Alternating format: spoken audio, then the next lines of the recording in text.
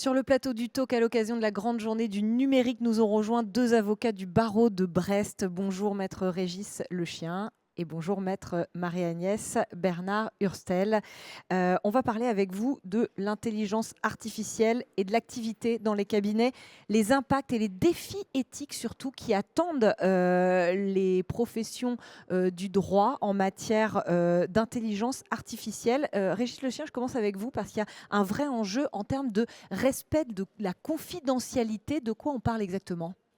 Oui, en effet, l'IA, comme beaucoup d'outils qui sont déjà utilisés par les cabinets, mais dans un contexte qui va décupler les risques, en fait, peut être une source de fuite de confidentialité. Or, les avocats sont soumis au secret professionnel de manière drastique. Et le fait d'alimenter l'IA générative, en particulier avec des informations relatives au dossier, relatives aux clients, pourra, dans certaines circonstances, dès lors que la divulgation n'est pas contrôlée, constituer une atteinte au secret professionnel. Donc il est important d'utiliser l'IA en mettant en place toutes les protections et tous les réglages de sécurité qui empêchent le partage d'informations et la divulgation non contrôlée de données relatives au secret professionnel. Il y a aussi un enjeu en matière de respect de la transparence. Oui, tout à fait. L'IA est complexe. Elle est même difficile parfois à appréhender des avocats eux-mêmes. Et comme tout domaine complexe, elle peut prendre la main et contrôler son environnement en quelque sorte, c'est-à-dire prendre des décisions, fournir des informations que l'on ne maîtrise pas. Et ce qui peut se passer effectivement, c'est que l'IA prenne le contrôle. Donc nous devons respecter cette obligation de transparence à l'égard des clients. Les avocats doivent eux-mêmes comprendre cela. Il y a un certain nombre de déviances de l'intelligence artificielle que vous avez identifiées et sur lesquelles il va falloir lutter, notamment, vous dites, les hallucinations et les biais. On parle de quoi si on veut être concret et rapide? Alors concrètement, les hallucinations, c'est que l'IA, en fonction de la manière dont elle a été entraînée, pourra produire des résultats qui sont faux, erronés. Il est arrivé que des fausses décisions, des décisions qui n'existent pas, soient produites et que des avocats engagent leurs responsabilités, le cas échéant, par rapport à des fausses informations. Et il y a aussi des risques de biais, c'est-à-dire que l'IA amplifie des jugements de valeur ou des tendances qu'elle a apprises, comme par exemple l'image et la culture anglo-saxonne, puisque tous les outils d'IA sont anglo-saxons, des biais aussi de genre, par exemple, parce que c'est vrai que l'IA aujourd'hui produit beaucoup de résultats à tendance et à connotation plus masculine que Masculine que féminine. féminine, parce qu'il y a plus Voilà. d'informaticiens que d'informaticiennes aussi. Voilà, c'est peut-être le cas. Et puis, il y a un risque également d'uniformisation et de nivellement des décisions de justice, du travail des avocats, puisque si tout le monde a recours à l'IA, l'IA va produire les mêmes résultats pour tout le monde. Et si on est un peu paresseux, en fait, on va utiliser tous les mêmes résultats.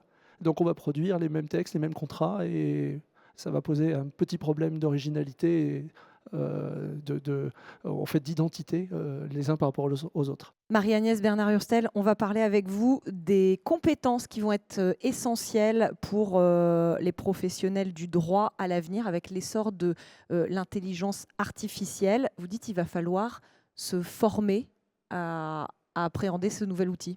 Oui, alors les avocats sont déjà censés maîtriser les outils informatiques, mais malheureusement, et je pense notamment aux cabinets unipersonnels ou ayant peu d'avocats ou sans personnel, c'est une gageure puisque l'avocat ne peut pas être partout.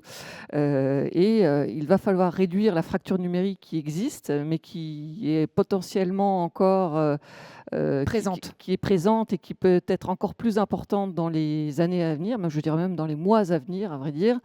Et donc, il va falloir que les avocats se forment à l'IA. Donc, il faut qu'ils se forment À quoi à concrètement? comprendre le fonctionnement de l'IA, déjà. Comment ça marche? Alors évidemment, on ne va pas se transformer en informaticien, mais au moins en connaître les principes de fonctionnement.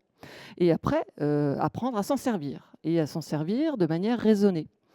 Et puis une deuxième partie de la formation, c'est d'apprendre à s'en servir en ayant une capacité de recul par rapport aux résultats que l'IA va produire. En capacité d'analyser ce qui aura été C'est ça, c'est-à-dire produit. voilà, c'est ça, c'est-à-dire que l'avocat, c'est lui en réalité qui conserve la stratégie du dossier, qui conserve l'analyse du dossier, et l'IA générative n'est finalement qu'un outil. C'est en fait un assistant, ça sera l'assistant de l'avocat, et donc en tant qu'assistant, il devra réaliser des tâches que l'avocat va lui demander de faire, mais c'est certainement pas l'assistant qui va rédiger les actes et qui va plaider. Merci à vous, Marie-Agnès Hurstel. Merci à vous, Régis Le Chien.